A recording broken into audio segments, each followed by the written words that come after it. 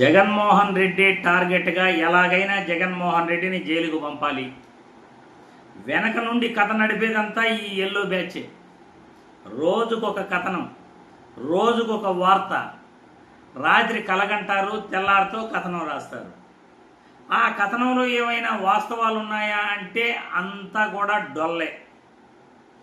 నిజాలు నిరూపించి జగన్మోహన్ రెడ్డి ఏం తప్పు చేశాడో కథనాలు రాస్తే అది ప్రజలందరూ కూడా చూస్తారు, నమ్ముతారు.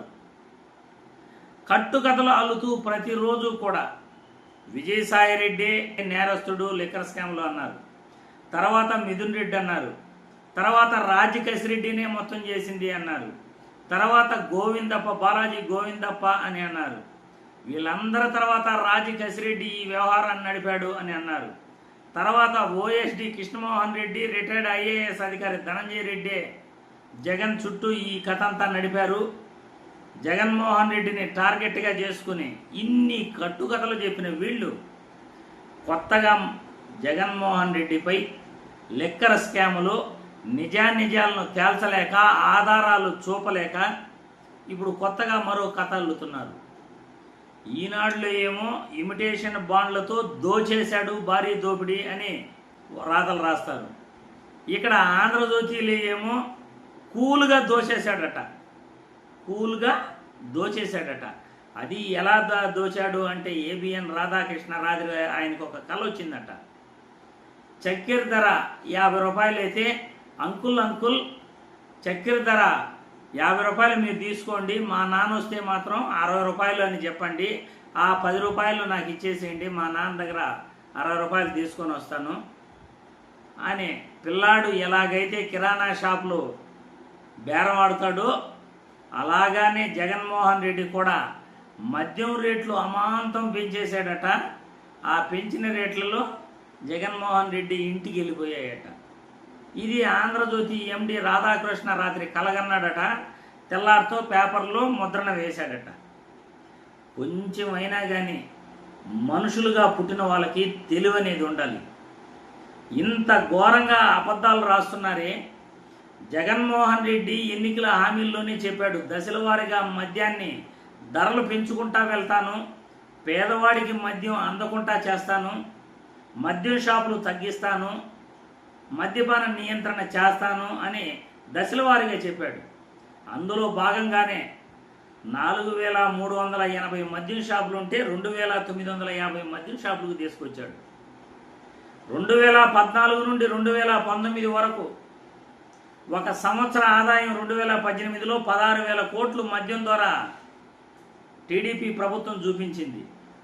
అది కూడా 43,000 బెల్ట్ షాపులు, 4,380 మద్యం షాపులు మద్యాన్ని విచ్చలవిడిగా రాత్రి పగలు అనే తేడా లేకుండా 24 గంటలు మద్యాన్ని విచ్చలవిడిగా అమ్మితే ఎక్కువ మద్యం అమ్మకాలు జరిగి కూడా నువ్వు 16,000 కోట్లు ఆదాయం ప్రభుత్వానికి చూపిస్తే జగన్మోహన్ రెడ్డి 2,950 మద్యం షాపుల ద్వారా టైమింగ్స్ ఉదయం 11 గంటల నుండి రాత్రి 8 గంటల వరకు టైమింగ్స్ పెట్టి దాదాపు సంవత్సర ఆదాయం 24,000 కోట్లు చూపించాడు.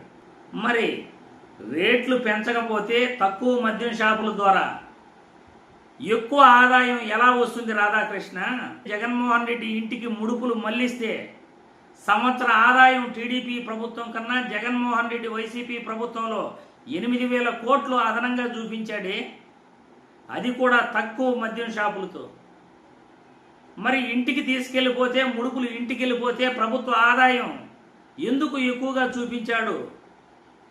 వాస్తవాలు కళ్ళకు కనబడుతున్నాయి. కానీ రాధాకృష్ణ కంటికి మాత్రం కట్టుకథలు, రాత్రి కలలు గంటూ తెల్లారితో వార్తలు రాస్తున్నాడు.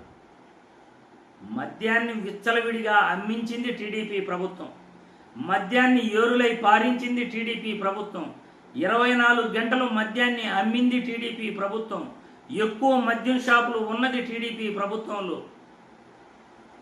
బెల్ట్ షాపులు 43,000 బెల్ట్ షాపులు పైన ఉన్నవి టీడీపీ ప్రభుత్వంలో. వైసీపీ ప్రభుత్వంలో ఎక్కువ మద్యం షాపులు లేవు, బెల్ట్ షాపులు లేవు, పర్మిట్ రూములు లేవు, 2,950 షాపులే. అయినా కానీ మద్యం పైన ఎంఆర్పి రేట్ల పైన పన్ను వేసి పన్ను ద్వారా ప్రభుత్వ ఆదాయాన్ని దాదాపు మీరు 16,000 కోట్లకు టీడీపీ ప్రభుత్వం సంవత్సర ఆదాయం చూపిస్తే 24,000 కోట్లు ప్రభుత్వ ఆదాయాన్ని జగన్మోహన్ రెడ్డి చూపించాడు. మరి జగన్మోహన్ రెడ్డి ఇంటికి తరలించింది ఎక్కడుంది? ప్రభుత్వానికి నష్టం ఎక్కడొచ్చింది? సిట్ అధికారులేమో 3,200 కోట్లు ప్రభుత్వానికి నష్టం వచ్చింది అంటారు. ఏమయ్యా, గత ప్రభుత్వానికి వైసీపీ ప్రభుత్వానికి ఆదాయంలో వైసీపీ ప్రభుత్వం 8,000 కోట్లు అదనంగా ఎక్కువగా చూపిస్తూ ఉంది కదా. మళ్ళీ ప్రభుత్వానికి ఎక్కడ నష్టం వచ్చింది అని అంటే ఆధారాలు లేవు. ఎక్కడ ఆధారాలు లేవు, జగన్ పైన ఆధారాలు లేవు. కానీ కొత్త బ్రాండ్లన్నీ తీసుకొచ్చింది టీడీపీ ప్రభుత్వంలో. ఆపద్ధర్మ ముఖ్యమంత్రిగా ఉన్న చంద్రబాబు 2019 మే నెల 14వ తేదీ కూడా కొత్త బ్రాండ్లు తీసుకురావడం జరిగింది. జగన్మోహన్ రెడ్డి కొత్త బ్రాండ్లు తీసుకొచ్చింది లేదు, కొత్త డిస్టిలరీలు తీసుకొచ్చింది లేదు.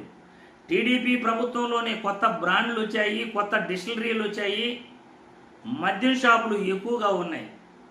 కానీ లిక్కర్ కేసులో జగన్మోహన్ రెడ్డిని అరెస్ట్ చేయాలని తల కిందులుగా ఎల్లో మీడియా తపస్సు చేస్తూ ఉంది.